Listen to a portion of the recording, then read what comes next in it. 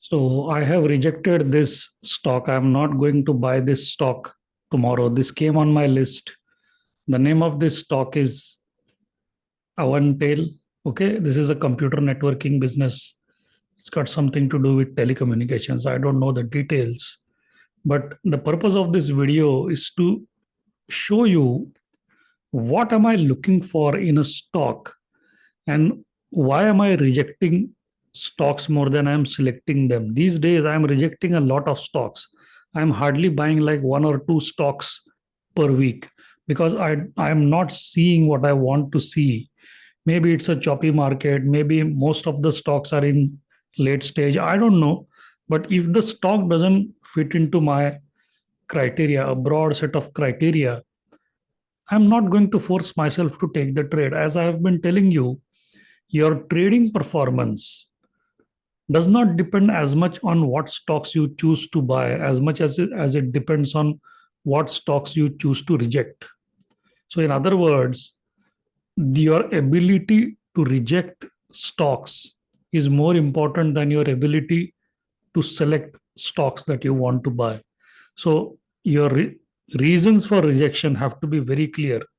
And once in a while, you will come across a stock where you will just not find a way or just not find a reason to reject the stock. That is the stock that you have to buy. Okay. So let us discuss this. There are multiple reasons, by the way, why I have rejected this stock. Let us discuss them one by one. So, first reason, you look at this is a daily time frame. You look at this base, okay, it's a nice base formation. You see the dotted green line. If I click here anywhere in the base, see it shows pattern, two rectangles open up, pop up, okay. So it shows pattern, consolidation, and stage two. So this is a second stage, sorry, it's a second base. It's a stage two stock. That means the stock is going up. It is in an uptrend. As you can see from here, it's an uptrending stage two stock, but within stage two, it is in base two. So, as I discussed with you earlier, when a stock is in stage two, it is uptrending.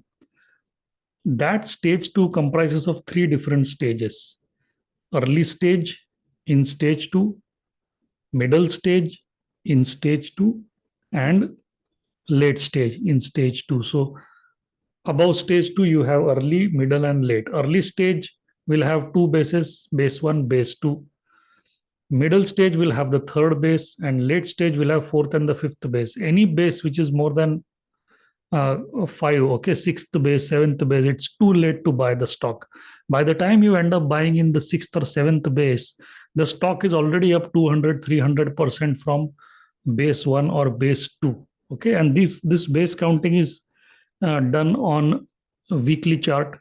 But for those of you in India who have MarketSmith, you don't even have to do that. They just give you, just click anywhere in this base and they just tell you what base you are looking at. So this is an early stage base. This stock has got a lot of potential. If this stock has to go up and stay above the 50-day moving average line, okay, then it could give a fabulous return, like two times, three times, maybe in 1 or 2 years. But it has to be supported by the fundamentals, which is not something what I see here. You see, if I click on consolidated, you see quarterly earnings growth minus 70%, minus 58%, minus 18%. So the earnings are progressively falling. So the earnings growth rate is decelerating. Okay. Same is the case with sales. So sales are falling, earnings are following. Is that good for a stock? Absolutely not. Second, you look at the base, although it's an early stage base, look at the relative strength line. It is declining, which means the Nifty 50 is doing better than this stock. This stock is not outperforming the market. So you are better off putting your money in Nifty 50 rather than this stock. Third reason why I reject this stock, look at the base. It is drifting down. It is not consolidating properly. If I show you the chart, see, in trading view, it looks more clear. So the green zone is the first quarter, the blue zone is the second quarter, and the red zone is the lower half of the base. So I have drawn this base for you. See, after point two, see, this is point one, this is point two. After point two, the stock quickly goes to the upper half, but it doesn't sustain there. Okay, if it had consolidated here in the upper half of the base, I would have probably bought the stock. But here it falls back into the red zone and remains in the red zone for almost 2 3 weeks. Look at this: 1 2 3 4 5 6 7 8 9 10 11 12 13 14, like more than a month. It is stuck in the lower half. Okay, so that is not a good sign. The stock is drifting down. Now if the stock recovers, starts forming a tight base, now then I would be interested in a stock, because you look at the volume is contracting. Contracting volume means what? Institutions are not selling. This is all retail selling, by the way. So which means institutions are still holding on to the stock. Now, if there are no earnings, then why am I considering buying the stock? Well, I could play it for a shorter move. I could play it as a swing trade rather than a position trade. I might not hold this stock for 6 months or 1 year. I would like to hold this stock for 1 week or 2 weeks and capture a double digit return. But for that, the stock needs to go up, consolidate in the blue zone or the green zone, preferably green zone. It should close in the green zone at least for a week. Five candles should close in the green zone, preferably, and then it should form a nice tight pattern on the right side. And when it breaks out, it should break out on above average volume within the first half an hour, or within the first 1 hour. 1 hour, I would like the volume to be crossing the blue line.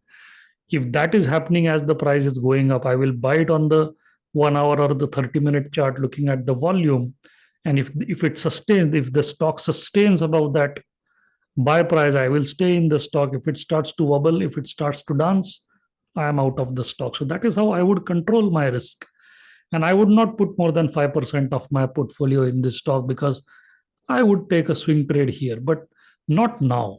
Okay, not now, because it is in the red zone. Let it come up. Let 1 month pass. Let me see how this stock does. Let us see in the next quarter, in the September quarter. Let's see what results come. Maybe the sales will come back. Maybe this was some temporary problem the company was going through. I don't know. Okay. So although it's a early stage base, see, when I click here, it says pattern consolidation stage 2. Actually, it should not be stage 2. It should be base number 2, because the stock is already a stage 2 stock. Okay.